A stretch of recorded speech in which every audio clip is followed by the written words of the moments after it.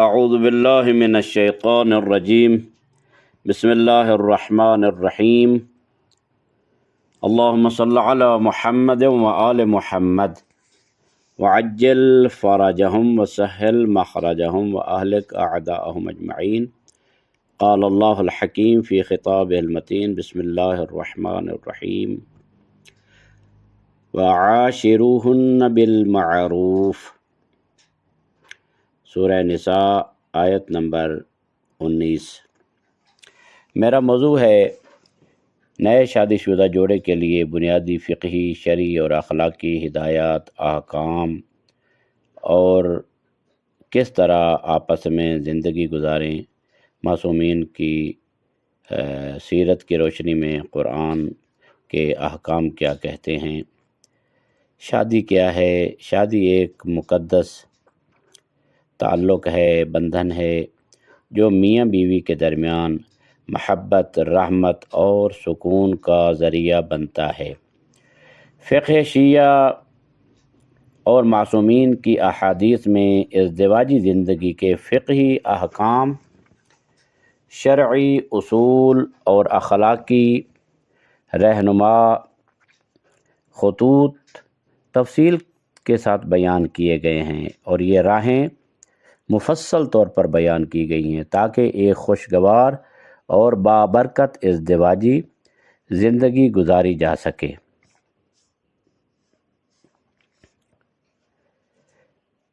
Number 1، بنیادی فقہی احکام ازدواجی زندگی کے لیے کیا ہو سکتے ہیں۔ یہ چیدہ باتیں اور مختصر مگر جامع آپ کی خدمت میں عرض کی جاتی ہیں تاکہ ان کو مشعل راہ بنا کر اپنی زندگی کو بہتر بنایا جا سکے۔ پہلی بات یہ ہے کہ زوجین کے حقوق، شوہر کے فرائض کیا کیا ہیں۔ پہلا جو فرض ہے شوہر کا وہ ہے نان و نفقہ دینا، یعنی خرچ دینا، اخراجات۔ شوہر پر واجب ہے کہ وہ بیوی کی ضروریات زندگی، خوراک، لباس، رہائش کا مناسب بندوبست کرے۔ یہ شوہر کے ذمہ ہے۔ نمبر 2، حسن سلوک۔ یہ بہت ہی اہم ترین چیز ہے ازدواجی زندگی میں۔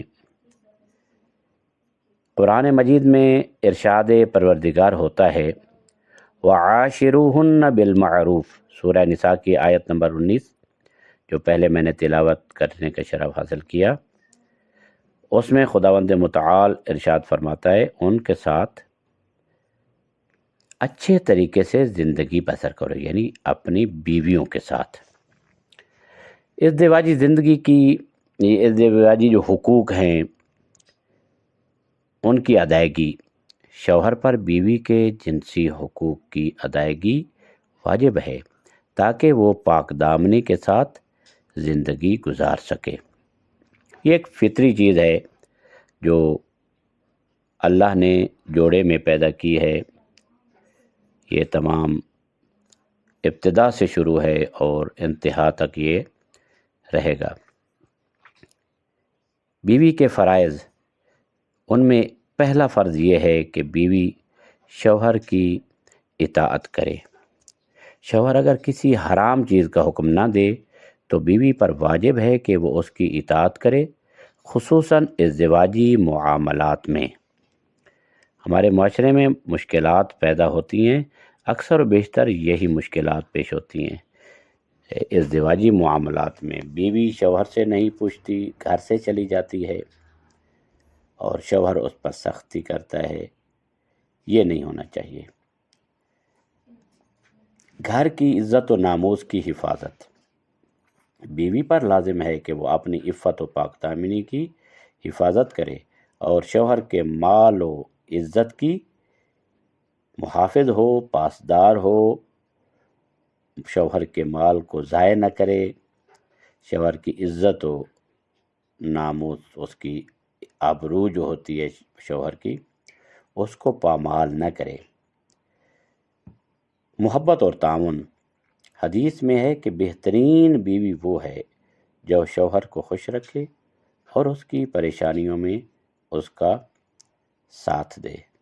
یہ نہیں کہ جب شوہر کے پاس پیسہ ہے تو اس وقت تو اس کے ساتھ ہے، لیکن جب بیچارہ مالی مشکلات کا شکار ہو جائے تو پھر بیوی بھی ساتھ چھوڑ دے۔ اچھی بیوی وہی ہوتی ہے کہ جو اچھے اور برے حالات میں اپنے شوہر کی معاون اور مددگار رہے۔ حضرت پیغمبر خاتم نے جب امیر المومنین علیہ السلام کے ساتھ جناب زہرا کا عقد کیا تو بعد میں پیغمبر اکرم نے سوال کیا، یا علی کیف وجدت فاطمہ، آپ نے فاطمہ زہرا کو کیسا پایا؟ تو پیغمبر خاتم کو عرض کیا، یا رسول اللہ نعم العون فی طاعت اللہ، اللہ کی اطاعت میں بہترین مددگار ہے بطول۔ لہذا بیوی کو چاہیے کہ شوہر کی بہترین مددگار بن کے رہے، اللہ کی اطاعت میں، اللہ کی فرما برداری میں۔ طلاق سے بچاؤ اور مسائل کا حل۔ میاں بیوی کو چاہیے کہ وہ چھوٹے مسائل پر فوری غصہ نہ کریں اور صبر و درگزر سے کام لیں، تحمل سے کام لیں، اور یہ مد نظر رکھیں کہ انہوں نے ایک لمبا عرصہ زندگی گزارنی ہے، اور یہ فقط دو شخص نہیں ہیں بلکہ شوہر کا خاندان اور بیوی کا خاندان، یہ دو خاندان اور ان کے افراد کے درمیان باہمی رابطہ جڑ گیا ہے اس عقد کے ساتھ۔ چھوٹی چھوٹی باتوں پر، چھوٹے چھوٹے مسائل پر، بالآخر غیر معصوم کے گھر میں مسائل تو آتے رہتے ہیں، لیکن میاں بیوی آپس میں ایک دوسرے پر غصہ کرنا شروع کر دیں، تحمل نہ کریں تو زندگی اجیرن بن جائے گی، دشوار ہو جائے گی۔ اگر کوئی بڑا مسئلہ درپیش ہو تو دونوں کو چاہیے کہ اہل عقل اور متدین افراد سے مشورہ کریں، ان سے رابطہ کریں۔ قرآن مجید اس کے بارے میں ارشاد فرماتا ہے، فَإِنْ خِفْتُمْ شِقَاقَ بَيْنِهِمَا فَابْعَثُوا حَكَمًا مِّنْ أَهْلِهِ وَحَكَمًا مِّنْ أَهْلِهَا، سورہ نساء کی آیت 35۔ اگر تمہیں ان دونوں یعنی میاں بیوی کے درمیان اختلاف کا خوف ہو تو ایک ثالث مرد کے خاندان سے اور ایک عورت کے خاندان سے مقرر کر دو۔ ایک فیصلہ کرنے والا جو ہے، جس کو ہم بھی کہتے ہیں ثالثی یعنی ثالث، ایک شوہر کی طرف سے ہو جائے اور ایک بیوی کے خاندان سے ہو جائے، دو ثالث ہو جائیں اور ان کے جو مشکلات ہیں، ان کے جو مسائل ہیں، ان کو اچھے طریقے سے حل کرنے کی کوشش کریں۔ شیطان کی جو چال بازی ہے اس سے بچیں۔ شیطان کیا چاہتا ہے؟ ان یوقع بینکم العداوۃ والبغضاء، تمہارے درمیان عداوت، دشمنی اور بغض شیطان ڈالنا چاہتا ہے۔ یہ کیا کرتا ہے؟ بین المرء و زوجہ، یعنی میاں اور بیوی کے درمیان کیا کرتا ہے؟ شیاطین جو ہوتے ہیں وہ کیا کرتے ہیں؟ تفرقہ ڈالتے ہیں۔ اس کے ساتھ ان کا کام فقط دو میاں بیوی کو جدا کرنا نہیں ہوتا، بلکہ دو خاندان اور دو خاندان کے مختلف افراد کے درمیان جدائی ڈالنا ہوتا ہے۔ لہذا جدائی سے بچیں، اور اگر مشکل وقت آ جائے تو قرآن کے اس فیصلے کے مطابق ایک آدمی شوہر کے خاندان سے، ایک آدمی بیوی کے خاندان سے، دونوں کو بلائیں اور انہیں کہیں کہ ہمارے مسائل کو حل کریں۔ ایک یہ بہترین قرآنی پہلو ہے۔ شرعی پہلو جو ہے، حلال و حرام کے احکام، ازدواجی تعلقات میں احتیاط، غسل جنابت کا خیال رکھنا اور پاکیزگی کو ترجیح دینا۔ ظاہر ہے اللہ جو ہے یحب المتطہرین، اللہ پاکیزہ لوگوں کو پسند کرتا ہے۔ اگرچہ اکثر و بیشتر سوال کرتے رہتے ہیں مومنین و مومنات کہ غسل جنابت کے بارے میں، کہ کیا غسل جنابت فوری کرنا واجب ہے؟ تو فوری کرنا واجب نہیں ہے، حتیٰ بے نفس ہی بذات خود واجب ہی نہیں ہے، وہ واجب کی وجہ سے واجب ہوتا ہے۔ مثلا نماز پڑھنا ہو، نماز کا وقت داخل ہو جائے تو غسل جنابت واجب ہو جاتا ہے، لیکن اس کے علاوہ واجب نہیں ہے کرنا۔ لیکن اگر واجب نہیں کرنا تو انسان کے لیے دو چیزیں ہیں، ایک تو وہ نجس حالت میں ہے، اس پر غسل واجب ہے، یا پھر غسل سے پاکیزگی اختیار کرے۔ دونوں میں سے کون سی چیز جو ہے انسان کے لیے بہتر ہے؟ تو پاکیزگی کو ترجیح دینا جو ہے یہ بہت اچھا ہے۔ اللہ پاکیزہ لوگوں کو پسند کرتا ہے، شیاطین دور بھاگتے ہیں اور فرشتگان رحمت پاک اور پاکیزہ لوگوں کے قریب آتے ہیں۔ بیوی کو کسی تکلیف دہ طریقے سے ہم بستری پر مجبور نہ کرنا، یہ بھی شوہر پر ہے کہ وہ تکلیف دہ طریقے سے اپنی بیوی کے پاس جائے، نہ، ایسا نہیں ہے۔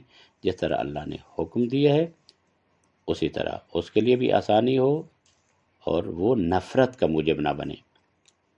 حیض و نفات میں مباشرت حرام ہے۔ قرآن مجید میں ارشاد باری تعالیٰ ہوتا ہے وَيَسْأَلُونَكَ عَنِ الْمَحِيضِ قُلْ هُوَ أَذًى فَاعْتَزِلُوا النِّسَاءَ فِي الْمَحِيضِ۔ وہ لوگ مائع حیض کے بارے میں تم سے سوال کرتے ہیں، پیغمبر اکرم سے خطاب ہے، تو وہ تم سے حیض کے متعلق سوال کرتے ہیں، کہہ دو کہ یہ ایک گندگی ہے، بس حیض کی حالت میں بیویوں سے دور رہو۔ سورہ بقرہ آیت نمبر 222۔ لہذا یہاں پر ایک مسئلہ بیان کر دیا جائے جو اکثر و بیشتر حیض کے ایام میں ہم بستری کے بارے میں پوچھا بھی جاتا ہے، اکثر و بیشتر پوچھا گیا ہے، تو وہ ہم بستری کرنا حیض کے ایام میں حرام ہے۔ بعض علماء فرماتے ہیں کہ کفارہ واجب ہو جاتا ہے، اور بعض احتیاط واجب کہتے ہیں اور بعض احتیاط مستحب کہتے ہیں۔ ویسے ظاہر طبی طور پر بھی اس میں مشکلات ہیں اور نقصانات ہیں، جس وجہ سے اللہ نے اس کو حرام قرار دیا ہے۔ اللہ تعالیٰ کسی چیز کو حرام اس وقت تک قرار نہیں دیتا جب تک کہ اس میں نقصانات زیادہ نہ ہوں، اس وقت حرام نہیں قرار دیتا۔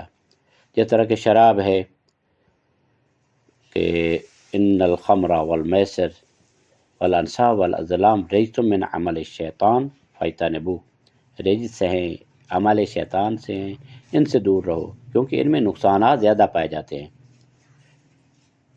ممکن ہے لوگوں کی نظر میں کچھ فوائد ہوں، لیکن فوائد بہت قلیل ہیں۔ اسی طرح اس کیفیت پیریڈ میں ممکن ہے کچھ فائدہ ہو مرد کے لیے، لیکن نقصانات زیادہ ہیں۔ اللہ حرام کرتا ہے تو ان نقصانات کی بنیاد پر، اور حکمت اس میں یہی ہوتی ہے۔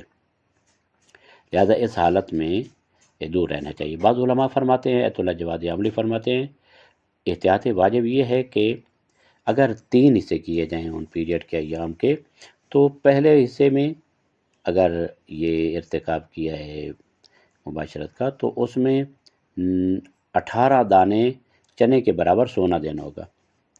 اگر دوسرے حصے میں کیا تو اس میں 9 دانے، اور تیسرے حصے میں 4.5 دانے چنے کے برابر سونا کسی غریب فقیر کو، مستحق کو دینا پڑے گا۔ یہ احتیاط واجب ہے۔ بعض فرماتے ایت اللہ العظمیٰ خامنائی، ایت اللہ العظمیٰ سید سیستانی فرماتے ہیں کہ احتیاط مستحب ہے کہ وہ کفارہ ادا کرے۔ بہرحال بعض واجب کہتے ہیں، بعض مستحب کہتے ہیں، تو اس میں احتیاط کرنی چاہیے۔ اور ایک چیز، نظافت و طہارت، ازدواجی تعلقات کے بعد غسل جنابت واجب ہے، البتہ وہ واجب ہے جب نماز کا وقت ہو۔ یاد رکھیے، جب نماز کا وقت نہ ہو تو اس کو واجب کی نیت سے نہیں کرنا، واجب کی نیت سے نہیں کرنا، قربتاً الی اللہ کی نیت سے کریں۔ بعد میں نماز کا ٹائم ہو جاتا ہے تو اس کے ساتھ نماز پڑھی جائے گی۔ غسل جنابت کے بعد وضو کرنا حرام ہے۔ ایت اللہ العظمیٰ سیستانی، ایت اللہ خامنائی، باقی تمام علماء کے نزدیک غسل جنابت کے بعد وضو کرنا حرام ہے۔ بعض دیگر جو غسل ہیں واجب اور مستحب، ان میں اختلاف ہے۔ ایت اللہ خامنائی حفظہ اللہ فرماتے ہیں کہ باقی تمام غسل واجب یا مستحب، ان میں نماز کے لیے وضو کرنا واجب ہے۔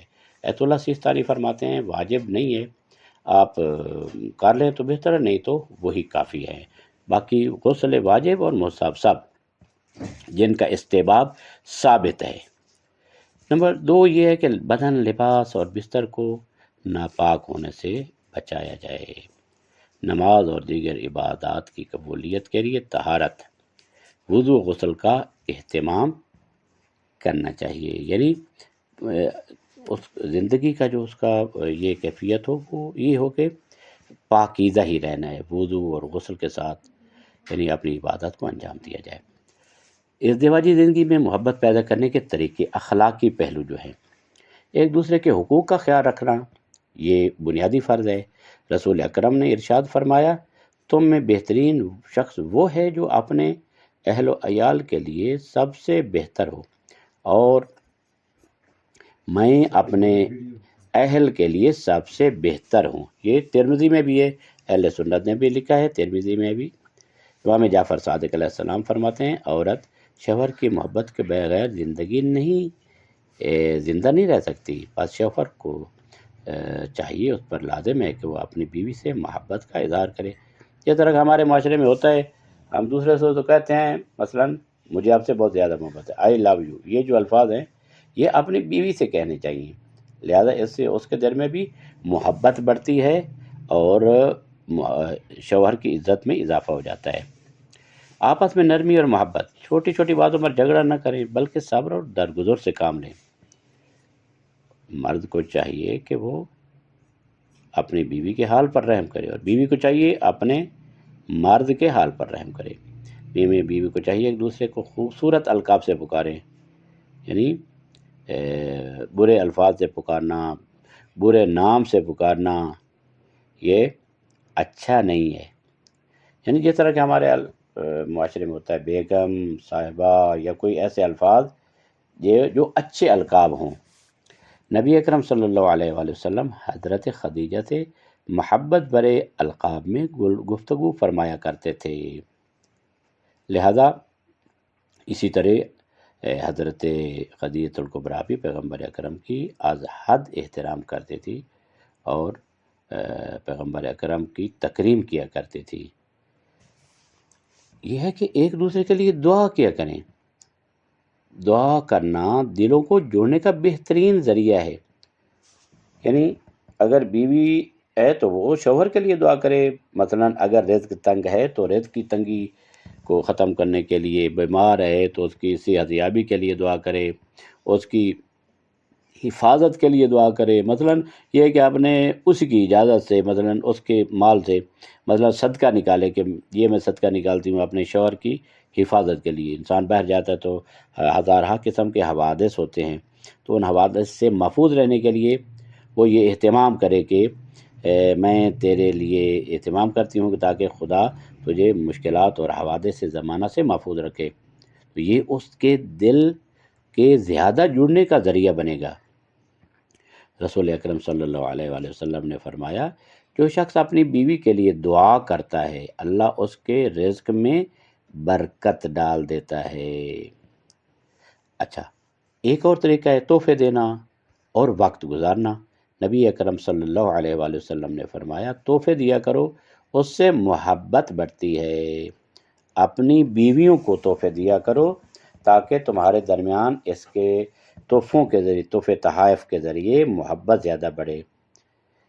مثلا یہ بھی ہے نا کہ جب شوہر باہر جائے تو باہر سے چیز خرید کر لائے، اچھی چیز جو اس کے بس میں ہے، اس کی مالی طاقت کے مطابق ہے، اگر ہو سکتا ہے تو خرید کر لائے اور گھر اہل و عیال اپنے بچوں کو دے، اپنی بیوی کو دے، اپنے بچوں کو، ساتھ وقت گزارنا اور ایک دوسرے کی بات سننا بھی محبت بڑھانے کا اہم ذریعہ ہے۔ بیوی بات کرے، شوہر دوسری طرف منہ کر جائے، یہ بھی اچھا نہیں ہے۔ شوہر بات کرے، بیوی دوسری طرف منہ کر جائے اور کوئی اعتنا اور توجہ نہ کرے، یہ بات اچھی نہیں ہے۔ غصے پر قابو پانا، اگر غصہ ہے تو خاموشی اختیار کرے، پانی پی لے، محمد و آل محمد پر صلوات بھیج دے، کوشش کرے۔ والکاظمین الغیظ، شیعہ تو ایسا ہوتا ہے کہ جو امام کاظم علیہ السلام کو ماننے والا ہوتا ہے، اگر غصہ آتا ہے تو کوشش کرے غصے پہ کنٹرول کرے۔ امام علی علیہ السلام فرماتے ہیں غصہ عقل کو ختم کر دیتا ہے اور فیصلے کو خراب کر دیتا ہے، لہذا یعنی انسان اب نارمل ہو جاتا ہے، غصے کی حالت میں وہ نارمل حالت میں انسان نہیں رہتا ہے، لہذا کوشش کرے، غصہ تو آتا ہے، ہر انسان کو غصہ آتا ہے، تو غصے کو کنٹرول کرنا جو ہے یہ بہادری ہے، یہ بہادری نہیں کہ غصہ آئے ہی نہ، نہیں غصہ تو آتا ہے لیکن اس کو کنٹرول کرنا یہ بہت بڑی کامیابی ہے انسان کی۔ اچھا اخلاق اپنانا، میاں بیوی کا ایک دوسرے پر مسکرانا بھی نیکی ہے، ایک دوسرے کی طرف دیکھ کر مسکرانا بھی نیکی ہے، میٹھی میٹھی باتیں کرنا یہ بھی نیکی ہے، اس کے ساتھ بیٹھنا، حتیٰ بیوی بچوں کے ساتھ بیٹھنا مسجد النبی میں، مسجد نبی مدینہ منورہ پیغمبر اکرم کی مسجد میں 1 سال اعتکاف بیٹھنے سے زیادہ فضیلت رکھتا ہے۔ جو شوہر اپنی بیوی کو خوش رکھتا ہے اللہ اس پر اپنی رحمت نازل کرتا ہے، یہ امام صادق علیہ السلام کا فرمان ہے۔ لہذا اگر میاں بیوی ان فقہی، شرعی اور اخلاقی اصولوں پر عمل کریں تو ان کی زندگی محبت، رحمت اور برکت سے بھر جائے گی۔ ازدواجی رشتہ اللہ کی ایک بہت بڑی نعمت ہے اور اس میں خوشی تبھی حاصل ہوتی ہے جب دونوں ایک دوسرے کا احترام کریں، محبت کریں اور دینی اصولوں کی پاسداری کریں۔ اللہ تعالیٰ اس میں خیر و برکت عطا فرماتا ہے۔ اور بعض اور پہلو بھی اس میں پائے جاتے ہیں کہ جب شادیاں ہوتی ہیں تو میاں بیوی جو آپس میں وہ اولاد سے اجتناب کرتے ہیں، جی اولاد نہیں ہونی چاہیے، نہیں ایسی بات نہیں ہے، وہ اپنی اولاد کا اہتمام کریں اور اللہ سے دعا کریں کہ اللہ ان کو اولاد عطا کرے۔ اور یہ ایک ایسا مقدس رشتہ ہے کہ خدا نے قرآن مجید میں کافی آیات نازل کی، وَمِنْ آیَاتِهِ أَنْ خَلَقَ لَكُم مِّنْ أَنفُسِكُمْ أَزْوَاجًا لِتَسْكُنُوا إِلَيْهَا، یہ تمہارے سکون کا باعث بھی ہوتی ہیں، یعنی انسان اگر سکون حاصل کرنا چاہتا ہے تو وہ اپنی بیوی کے ساتھ زیادہ وقت گزارے تو اس کو سکون حاصل ہو جائے گا۔ تو ہمارے ائمہ طاہرین علیہ السلام، پیغمبر اکرم صلی اللہ علیہ وآلہ وسلم کی سیرت طیبہ اور ہمارے ائمہ کی سیرت طیبہ میں یہ چیز بہت زیادہ پائی جاتی ہے کہ وہ اپنے اہل و عیال کے ساتھ بہت زیادہ خوش رہتے تھے، اور ایک دوسرے کا شکر ادا کرنا، تعریف کرنا کہ اتنا اچھا سالن بنایا، اتنی اچھی روٹی بنائی، اتنے اچھے پراٹھے بنائے، ہاں، اور تھینک یو کہنا، ایک چھوٹا سا کام کرے تو اس کو سراہنا، اس کو کہنا کہ یہ تو بہت اچھا کام کیا، ویری گڈ، ویری نائس، ہاں، تو ان کو اس کی کاوشوں اور اس کے جو کام ہیں ان پر ان کا شکریہ ادا کریں۔ من لم یشکر الناس لم یشکر اللہ، جو لوگوں کا شکریہ ادا نہیں کرتا وہ اللہ کا شکر گزار بھی نہیں ہے۔ محبت بھری باتیں، پیغمبر اکرم اپنی ازواج سے محبت بھری باتیں کرتے، ان کے ساتھ ہنسی مذاق بھی کیا کرتے تھے۔ حسد، شکوہ شکایت اور غیر ضروری جو چیزیں ہیں ان سے اجتناب کیا جائے تاکہ زندگی بہترین گزر سکے۔ شوہر کا احترام اور اطاعت، یعنی عورت کا سب سے بہترین زیور اس کی حیا اور عفت ہے۔ شوہر کے فیصلوں کو سمجھداری اور نرمی سے قبول کرے اور اختلاف کی صورت میں ادب اور دلیل سے بات کرے، اگر اختلاف ہے بھی صحیح تو اس کے سامنے اس کی توہین نہ کرے۔ اور مرد کے لیے ہے کہ مرد بیوی کے ناز و نخرے اٹھائے اور اسے خوش رکھے۔ امام صادق علیہ السلام فرماتے ہیں جو شخص اپنی بیوی سے محبت کرے، اسے خوش رکھے، اللہ اس پر اپنی رحمت نازل فرماتا ہے۔ صبر اور تحمل، قرآن میں ارشاد پروردگار ہوتا ہے سورہ فصلت آیت 34 میں، نیکی اور بدی برابر نہیں ہو سکتے، برائی کو اچھائی سے ختم کرو، پھر وہی شخص جس کے ساتھ دشمنی تھی وہ قریبی دوست بن جائے گا۔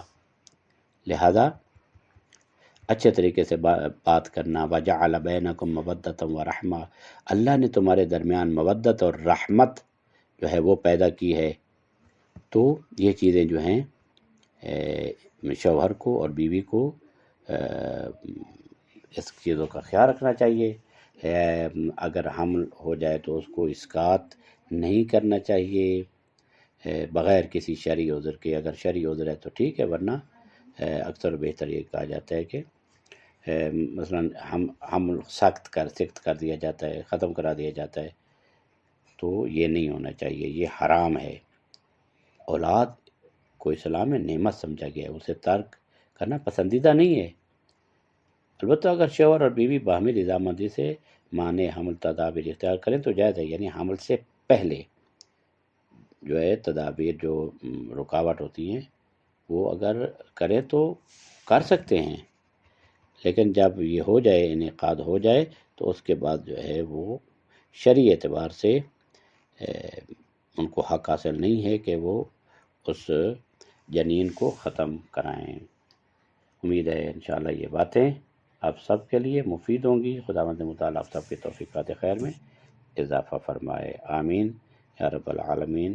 وصلی اللہ علی محمد وآلہ الطاہرین۔